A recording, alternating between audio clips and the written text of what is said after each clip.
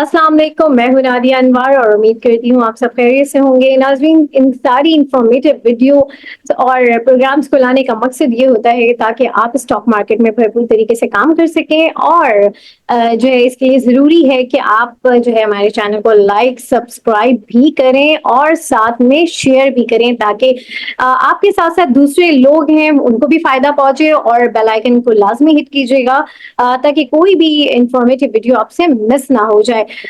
नाज़रीन, जैसे कि आज हमारे साथ जो मेहमान मौजूद हैं, जी हाँ, वो हैं सीईओ चेस सिक्योरिटीज, जी हाँ, अली नवाज साहब आज हमारे साथ मौजूद हैं। उनसे हम बात करेंगे मार्केट के हवाले से, और जो है हमारे साथ जो है हमारे पार्टिसिपेंट्स भी मौजूद हैं, उनके भी हम सवाल लेंगे। और जो है काइंडली आप लोग अपने माइक्स जो है ऑफ रखिएगा ताकि जो है सेशन स्मूथली हो सके। तो आइए अपने गेस्ट को वेलकम करते हैं। अस्सलाम वालेकुम सर। अस्सलाम, थैंक यू। कैसे हैं सर, आप खैरियत से? बिल्कुल ठीक है, आप खैरियत से? अल्हम्दुलिल्लाह। सर, सबसे पहले तो मैं मार्केट का एक ओवरव्यू आपसे जानूंगी कि मार्केट का एक ओवरव्यू मुझे चाहिए, और इसके साथ ही साथ ये भी बताइए कि आज जो मार्केट प्लस थी तो क्या वजह थी, उसकी इस हवाले से भी थोड़ा सा बताइएगा जी। जी बिल्कुल, देखिए आज जो है वो मार्केट में हमने एक अच्छी एक्टिविटी देखी, खास तौर पे कुछ सिलेक्टेड स्टॉक्स में, जिस तरह नेशनल बैंक ने कल बोर्ड मीटिंग अनाउंस की। अब ये बैंक जो है वो काफी बेहतर जो है वो बैंक की परफॉर्मेंस रही है पिछले क्वार्टर्स में, बट वो पे आउट नहीं दे पा रहा था। जी जी जी बिल्कुल। जी जी, तो नेशनल बैंक ने कल बोर्ड मीटिंग अनाउंस की, जिसके बाद हमने कल और आज इसमें एक अच्छा प्राइस रन अप देखा। उसकी वजह थी कि ये पिछले कई सालों से इसकी अर्निंग्स तो बहुत अच्छी आ रही थी, बट उसका एक पेंशन का केस था जो कि रिजॉल्व नहीं हो रहा था और वो कोर्ट में पेंडिंग था, और उसी की वजह से नेशनल बैंक को अपना पे आउट होल्ड करना पड़ा। बट अब लास्ट क्वार्टर में उसका जो है वो आ चुका है डिसीजन, और जिसपे नेशनल बैंक को पता भी चल गया कि उसको कितनी जो है वो पे आउट्स करने हैं पेंशन के। अपेरेंटली हमारी खबरों के मुताबिक उसने वो पे आउट कर भी दिए हैं। अब इस क्वार्टर में और प्रीवियस क्वार्टर में वो सिर्फ बुक करेंगे उसका एक्सपेंस, जिसकी वजह से हो सकता है कि कोर अर्निंग्स बहुत अच्छी आए, बट बॉटम लाइन पे हम उसका इम्पैक्ट आते हुए देखेंगे। बट ये एक मसला सॉल्व हो गया, जिसकी वजह से नेशनल बैंक के आप पे आउट्स जो यूजुअली फुल ईयर में देता है, वो उसके पे आउट्स आना स्टार्ट हो जाएंगे, जो इस बैंक के लिए काफी अच्छा ट्रिगर है। तो इसमें जो है वो हमने एक पॉजिटिव एक्टिविटी आज होते हुए देखी बोर्ड मीटिंग अनाउंस होने के बाद। फिर मुगल में जो है वो एक अच्छा प्राइस रनअप हमने देखा है, आज अपर कैप पे क्लोज हुआ है। कुछ रिपोर्ट्स भी रिलीज हुई हैं कल, और जिसमें उसकी टारगेट प्राइस काफी अच्छी बताई गई है, उसकी अर्निंग्स आउटलुक काफी बेहतर है। तो मुगल में अच्छा इंटरेस्ट देखा गया है। तो ओवरऑल मार्केट में वैल्यूएशंस और स्टॉक्स तो अभी भी बेहतर ही हैं। अक्सर ऐसा होता है कि मार्केट में जो है वो एक दो दिन डल सेशंस आ जाते हैं, मार्केट थोड़ी कंसोलिडेट करती है, बट जैसे ही लोगों को रिसर्च रिपोर्ट्स या बोर्ड मीटिंग्स या इसी तरीके किसी चीज से रिमाइंड होते हैं वो कि स्टॉक्स में अभी भी वैल्यू है, तो मार्केट में फिर पार्टिसिपेशन वापस आ जाती है। सही। अच्छा सर, थोड़ा सा सीमेंट सेक्टर के हवाले से बताएं कि आज जैसे कि सीमेंट सेक्टर में देखा कि काफी बाइंग देखने को मिली, और सीमेंट सेक्टर काफी टाइम से जो है इतनी परफॉर्मेंस नहीं दे रहा था। वजह यही थी कि जो है इस वक्त कंस्ट्रक्शन के काम की जो है वो नहीं इतना ज्यादा प्रॉपर हो रहा था, तो उसकी वजह से उसकी अर्निंग पे भी काफी इफेक्ट हुआ था। तो आज जो ये बाइंग हुई है और आगे आप इसको क्या फ्यूचर देख रहे हैं, किस तरह से देख रहे हैं सेक्टर को? जी, देखिए इसमें हमें सीमेंट सेक्टर को सबसे पहले तो कुछ टाइम से प्राइस रन अप इसमें इस वजह से नहीं था, क्योंकि इनका पंजाब के खास तौर पे सीमेंट्स में एक पंजाब गवर्नमेंट ने सीमेंट लाइमस्टोन पे एक रॉयल्टी लगा दी थी, जिसकी वजह से पंजाब को 70 से 75 रुपए पर बैग की कॉस्ट एडिशनल आ गई थी। उस पर उन्होंने कोर्ट में अप्रोच किया था, और कोर्ट से उनको स्टे ऑर्डर मिल गया है। अब देखते हैं कि उस केस का डिसीजन क्या आता है। इस वजह से सीमेंट सेक्टर में थोड़ी सी हमने लास्ट कुछ दिनों में एक्टिविटी नहीं देखी थी, बट आज हमने देखा कि पंजाब में जो है वो कोई एक हाउसिंग स्कीम या हाउसिंग लोन्स देने की अनाउंसमेंट की है चीफ मिनिस्टर पंजाब ने, जिसकी वजह से आज फिर हमने सीमेंट सेक्टर में पॉजिटिव एक्टिविटी देखी। और आई थिंक हमें इसको इस तरीके से भी नहीं देखना चाहिए कि हम कंस्ट्रक्शन की एक्टिविटी नहीं हो रही है। आप हर महीने जो है वो सीमेंट्स के नंबर्स आते हैं, हर महीने सीमेंट्स की डिस्पैचेस के नंबर उतने ही है जितने के पिछले महीनों में रहे हैं। किसी महीने कम, किसी महीने ज्यादा हो सकते हैं, बट हमें इसको इस तरीके से भी देखना चाहिए कि कुछ गवर्नमेंट के प्रोजेक्ट्स भी होते हैं। फिर एग्रीकल्चर इनकम जो है वो काफी पॉजिटिव रही है पिछले 2 सालों में। तो बहुत रूरल एरिया में भी जो है वो छोटी मोटी कंस्ट्रक्शन का काम हो रहा होता है। तो हमें ये नहीं देखना चाहिए कि कराची में काम हो रहा है या लाहौर में काम हो रहा है या कंस्ट्रक्शन प्रोजेक्ट किस तरह चल रहे हैं। ठीक है, हो सकता है अर्बन सेंटर में स्लो डाउन हो, बट पाकिस्तान बहुत बड़ा है और इसको हमें मॉनिटर करना चाहिए कि हर महीने के सीमेंट के डिस्पैचेस कैसे आ रहे हैं।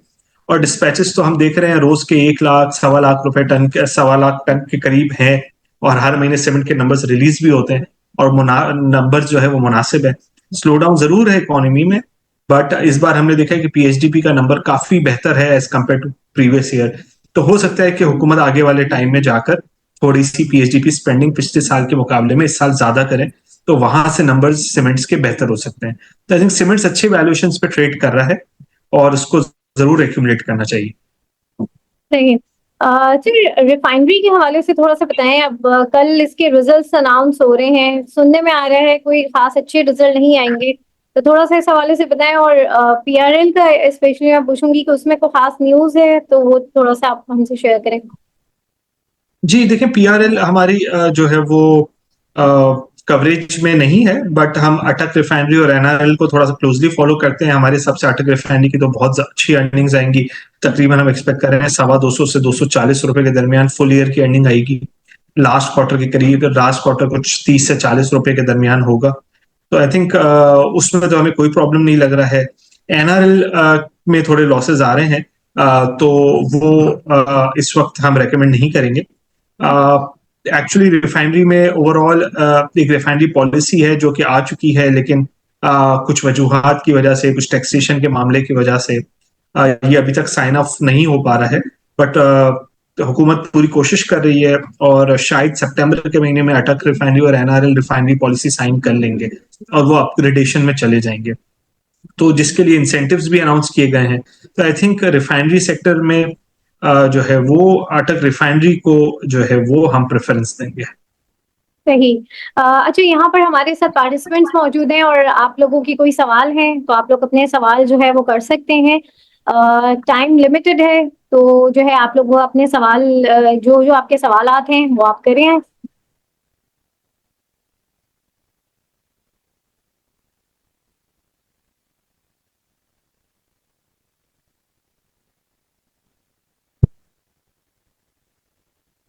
जी, किसी का कोई सवाल है तो आप लोग अपने सवाल कर सकते हैं। अ,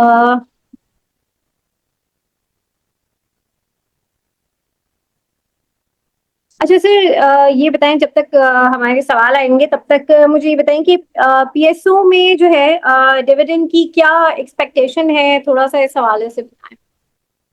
जी, PSO normally full year result के साथ जो है वो डिविडेंड्स देता है और एक्सपेक्टेशंस है कि 5 रुपए से लेकर 10 रुपए के दरमियान डिविडेंड अनाउंस कर सकता है पीएसओ। बट पीएसओ में एक मेजर स्टोरी जो है with regards to deregulation of oil prices है, जिसमें फिर ओएमसीज ये डिसाइड कर सकेंगे कि उनको पेट्रोल पे कितना मार्जिन रखना है। अभी तो गवर्नमेंट डिसाइड करती है, फिर उनकी कॉस्ट हर साल बढ़ती है इन्फ्लेशन की वजह से, तो उनको फिर गवर्नमेंट के पास जाना पड़ता है प्राइस अपनी मार्जिन रिवाइज करवाने के लिए।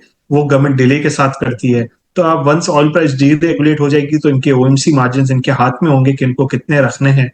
तो आई थिंक ये एक पीएसओ के लिए एक अच्छा ट्रिगर होगा आगे जाके। सही। सर, शेल के हवाले से बताएं। किसी ने शेल का भी पूछा था कि जो है शेल में इस वक्त क्या पोजीशन है, क्या करना चाहिए, थोड़ा सा शेल के हवाले से बताएं। जी, शेल जो है वो वफी पेट्रोलियम जो है वो उसको एक्वायर कर रहा है। उसने एक टेंडर ऑफर दिया है और माइनॉरिटी शेयर होल्डर से 155 रुपए के हिसाब से वो शेयर्स लेंगे, जिसकी डेट मिड सितंबर में है। अब ये जिनको शेयर्स देने हैं वो दे सकते हैं। रिमेनिंग शेयर्स जो 50% है, अगर यही रेशियो आया तो उनके पास रहेंगे। अब देखते हैं कि जो नया बिजनेस ग्रुप आता है वो किस तरह बिजनेस मैनेज करता है। और आई थिंक शेल का फिर आउटलुक उस पर उसके बाद ही क्लियर होगा। सही। ये यहाँ पर बशीर साहब आपने मैसेज किया है, आप काइंडली अपना सवाल कीजिए, क्योंकि इंटरैक्टिव सेशन है तो अच्छा लगेगा, आप अपना सवाल खुद करें जी।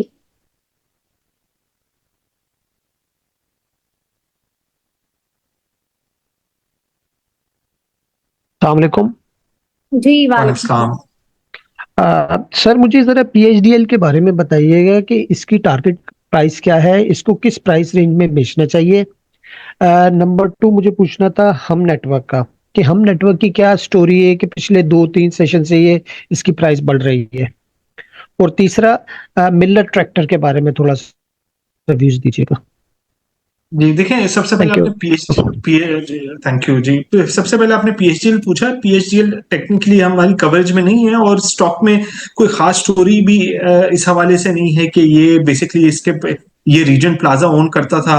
वो रीजन प्लाजा ओन करने के बाद उसने वो एसआईयूटी को सेल कर दिया। सेल करने के बाद उसमें कैश आया, कैश पे उसने डिविडेंड पे कर दिया। अब टेक्निकली कंपनी में कुछ है नहीं, खाली कंपनी है ये। और अब उसमें जो है वो देखते हैं कि ये खाली कंपनी अक्सर जो है वो एक्वायर हो जाती है, कोई और किसी के साथ मर्ज हो जाती है। तो अब इसमें मजीद और क्या होगा या ये बिजनेस क्या करेगा, ये अभी मजीद देखने वाली बात है। मेरी कोई कॉल इसमें है नहीं बाय और सेल के हवाले से। अगर जो आपने दो अदर स्टॉक्स कहे, जिसमें एक आपने हम नेटवर्क और मिलर ट्रैक्टर कहा, ये दोनों बहुत अच्छे स्टॉक्स हैं। हम नेटवर्क में आप ये देखेंगे कि इसने 11-12 रुपए तक रैली की, फिर एक छोटी मोटी करेक्शन आई और फिर उसके बाद दोबारा प्राइस रन अप आया है। इसके यूट्यूब के रेवेन्यूज बहुत अच्छे हैं। बुक्स पर ये शेयर प्राइस की 11 रुपए है और 7 रुपए पर शेयर तो इसकी बुक्स पर कैश पड़ा हुआ है। ओनली मीडिया लिस्टेड कंपनी है। तो हमें तो ये जो है वो उसकी टारगेट प्राइस 15-16 और उससे भी ऊपर लग रही है। मिलर ट्रैक्टर भी आई थिंक काफी अच्छा स्टॉक है, डिविडेंड्स भी देता है और एग्रीकल्चर सेक्टर से रिलेटेड है। और अभी पंजाब ने कुछ 20,000 ट्रैक्टर की सब्सिडी भी अनाउंस की है कि हम सब्सिडाइज रेट पर फार्मर्स को देंगे। तो ये भी मिलर ट्रैक्टर के लिए पॉजिटिव है। तो आई थिंक हमारी जो है वो बाई कॉल है मिलर ट्रैक्टर्स और हम नेटवर्क में। Thank you. सही। जी, किसी और का कोई सवाल है तो आप कीजिए। बशीर अहमद साहब अपना सवाल कर लीजिए।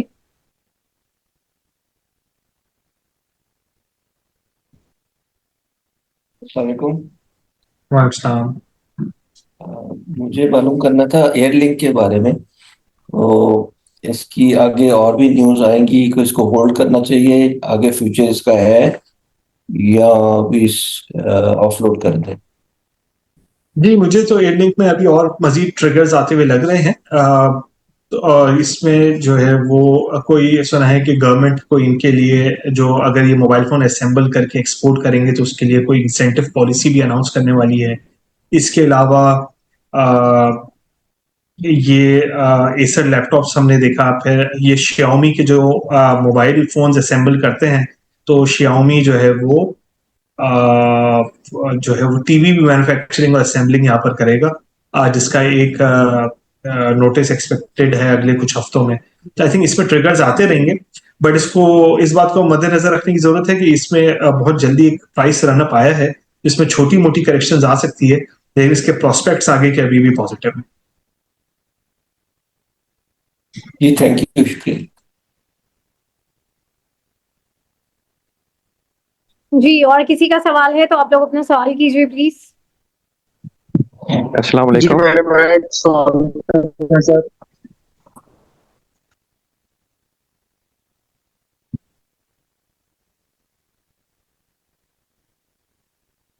जी, सवाल कीजिए प्लीज।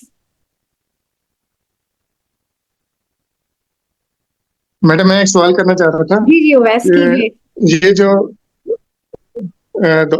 ये कुछ स्टॉक्स हैं, शेयर्स हैं, जैसे एयरलिंक हो गया और कोहिनूर स्पिनिंग मिल हो गया। अब इनमें कोई वो आती है, रैली आती है तो ये इंक्रीज किए जाते हैं और एक न्यूज की बेस पे मतलब एक दिन भी नहीं, 2-3 दिन इनके लगातार वो चलती रहती है, रैली चलती रहती है। तो फिर मेरी स्ट्रेटजी ये होती है कि जब एक न्यूज आ चुकी है, एक शेयर चल चुका है, तो फिर उसमें एंट्री ना लीजिए, क्योंकि आप उसके वापस आने के चांसेस ज्यादा हो जाते हैं कि भाई अब न्यूज आ चुकी है। लेकिन एयर लिंक हो गए, कोहिनूर हो गए, ये काफी अरसे से, हफ्ता हो गया इनको चलते हुए, ये अभी तक इंक्रीज ही किए जा रहे हैं। तो इनके बारे में क्या कहेंगे? इसमें मजीद अभी भी एंट्री बन सकती है कि, या ये अपने फुल पोटेंशियल पे कर चुके हैं? जी देखिए, विद रिगार्ड्स टू एयरलिंक जो है वो, जिस तरह मैंने कहा कि इसमें अभी भी प्रोस्पेक्ट्स लग रहे हैं, क्योंकि इसमें और ट्रिगर्स आएंगे, और ये कंपनी कंटिन्यूसली जो है वो ग्रोथ के इनिशिएटिव्स ले रही है। तो आई थिंक एयरलिंक में तो प्रोस्पेक्ट्स अभी भी आगे बेहतर है।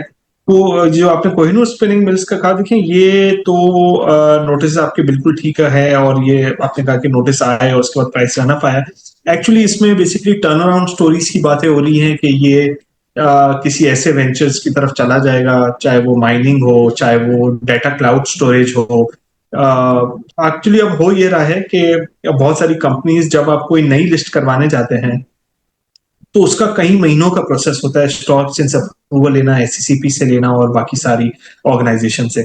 लेकिन अब बहुत सारी ऐसी कंपनीज है, टेक्सटाइल मिल्स है, स्पिनिंग मिल्स हैं, जो कि बहुत बहुत सालों पहले लिस्ट हो गई थी, लेकिन अब उनका बिजनेस एक्टिविटी कोई रही नहीं है और वो क्लोजर के करीब है। तो वो बेसिकली जो कंपनी ऑलरेडी लिस्टेड होती है और किसी के पास कोई अच्छा बिजनेस वेंचर होता है, तो वो अपनी उस कंपनी को उसके साथ मर्ज कर देता है, तो उसको वो लिस्टिंग का सारा टाइम उसका बच जाता है। तो यही स्टोरीज जो है वो चकवाल स्पिनिंग और कोहिनूर स्पिनिंग मिल्स में हो रही हैं, कि ये टेक्निकली इनके कोर बिजनेसेस में कुछ नहीं हो रहा है, और दूसरे लोग जो कि इमर्जिंग सेक्टर्स में काम कर रहे हैं वो इस तरीके की कंपनीज लेकर उसको उसमें मर्ज कर रहे हैं।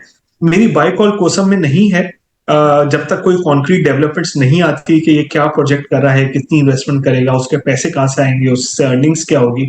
बट देन मार्केट में इस तरीके की एक्टिविटीज होती हैं एंटिसिपेशन पे। तो आई थिंक बहुत ही विजिलेंटली इन स्टॉक्स को जो है वो मॉनिटर करना चाहिए। मैं आपको कोसम में तो बाई कॉल नहीं दूंगा, बट मैं एयरलिंक में जो हूँ वो बुलिश हूँ।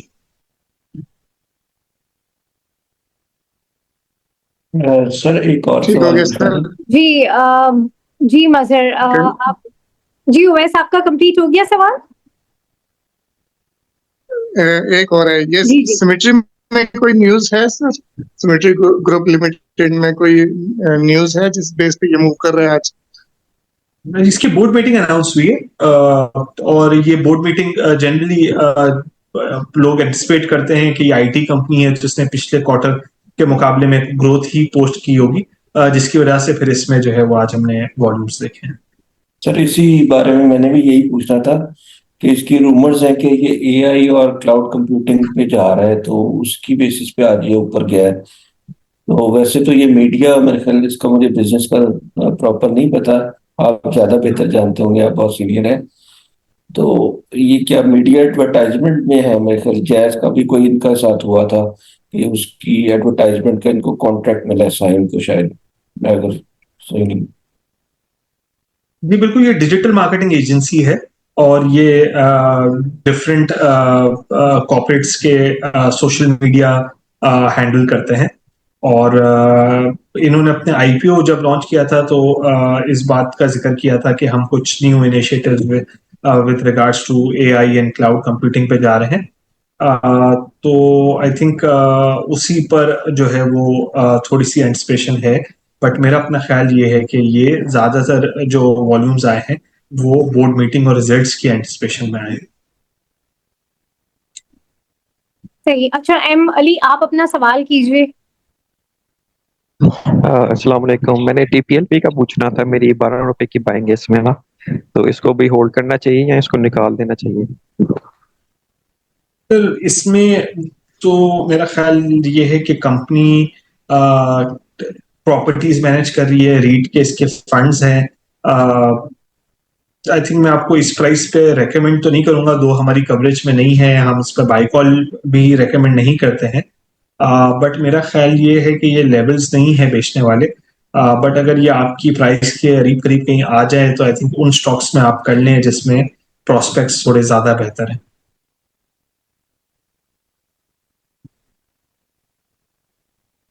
ठीक है, थैंक यू। सही।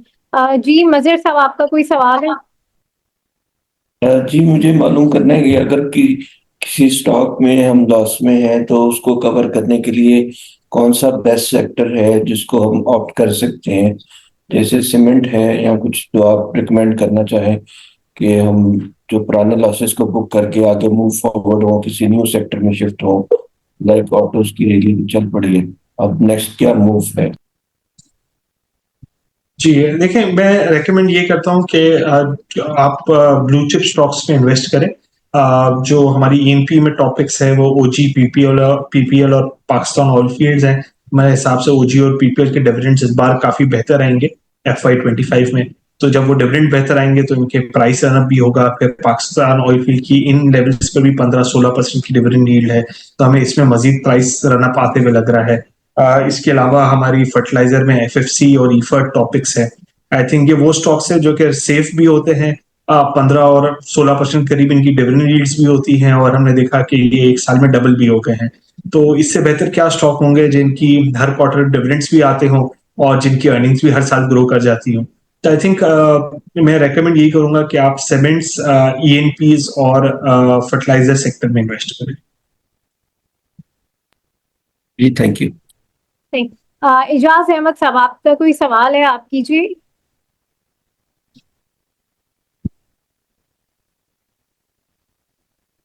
अच्छा सर, ये एक सवाल है मेरा ही कि IMF की जो है इस वक्त टारगेट है, उसके हवाले से बताइए। काफी न्यूज़ भी, थोड़ी नेगेटिव न्यूज़ भी चल रही है, थोड़ी पॉजिटिव न्यूज़ भी चल रही है।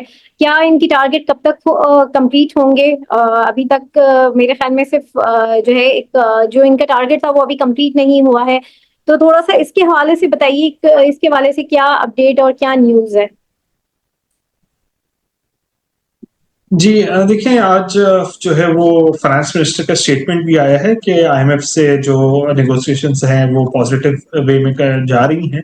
और जब हमारा ये वाला प्रोग्राम भी, पिछला वाला प्रोग्राम तो 9 महीने का था, ये वाला प्रोग्राम तकरीबन 3 साल और कुछ महीने ज्यादा हैं। तो निगोशिएशंस जो हैं वो थोड़ी सी ज्यादा होती हैं, और काफी मैटर्स होते हैं जो कि अंडर डिस्कशन होते हैं, क्योंकि वो आपसे कुछ महीनों पे नहीं, अगले 3 साल बाद आप क्या करेंगे उस पर भी आपसे जो है वो बात कर रहे होते हैं। तो आई थिंक आज फाइनेंस मिनिस्टर ने कहा है कि सितंबर में कंक्लूड हो जाएगा। मेरा ख्याल ये है कि जब स्टाफ लेवल एग्रीमेंट हो जाता है, तो काफी हाई प्रोबेबिलिटी हो जाती है कि एग्जीक्यूटिव बोर्ड भी अप्रूवल दे दे। बहुत कम चांसेस होते हैं कि स्टाफ लेवल एग्रीमेंट हो जाए और एग्जीक्यूटिव बोर्ड अप्रूव ना करे। तो आई थिंक स्टाफ लेवल पर वो पहले ही सारे मायदे जो है या सारी प्लानिंग वगैरह जो है वो हो जाती है। तो आई थिंक शायद थोड़ा सा टाइम लग जाए। जो पहले अगस्त के एंड में होना था वो अब शायद सितंबर मिड तक चला जाए। बट IMF प्रोग्राम इंशाल्लाह लग रहा है कंक्लूड हो जाएगा। सर, इस चीज को मार्केट किस तरह से लेगी? मार्केट पे क्या इम्पैक्ट होगा, थोड़ा सा ये भी बताएं। आई थिंक मार्केट तो इसको बहुत पॉजिटिव लेगी वंस ये खबर आ जाएगी कि IMF प्रोग्राम जो है वो एग्जीक्यूटिव बोर्ड से अप्रूवल आ गई है। आई थिंक मार्केट के लिए तो काफी बड़ा ट्रिगर है ये। सही। सर, और आखिर में जो है यहाँ पर आप, चूंकि सेशन का टाइम भी कंप्लीट खत्म होने वाला है, तो मोस्ट इम्पोर्टेंट टॉप पिक्स जरा बता दें। जी, ENP में जिस तरह मैंने जिक्र किया कि OG, PPL and POL topics हैं। बैंक्स में हमें यहाँ से नेशनल बैंक, हबीब बैंक, अस्करी बैंक अच्छा लग रहा है। फर्टिलाइजर में FFC, ईफर्ट और FFBL। इसके अलावा सीमेंट्स में हमें चराट, कोहाट, पाइनियर, फौजी सीमेंट, मेपल, ये 5 हमारी पिक्स हैं। इसके अलावा स्टील में मुगल और INIL। इसके अलावा ऑटोज में हमें एटलस होंडा काफी बेहतर लग रहा है। इसके अलावा फार्मा में सर्ल फार्मास्यूटिकल्स काफी अच्छा लग रहा है। तो आई थिंक ये कुछ स्टॉक्स हैं जो कि हमारी टॉप पिक्स हैं। सही। ठीक है सर, बहुत शुक्रिया। और जितने भी हमारे यहाँ पर पार्टिसिपेंट्स हैं, आप लोगों का भी बहुत शुक्रिया। और नाज़रीन, यहाँ पर जो है मैं सेशन से आप लोगों से इजाजत लूंगी। आप लोगों से इंशाल्लाह फिर मुलाकात होगी। तब तक के लिए अल्लाह हाफिज। Thank you sir.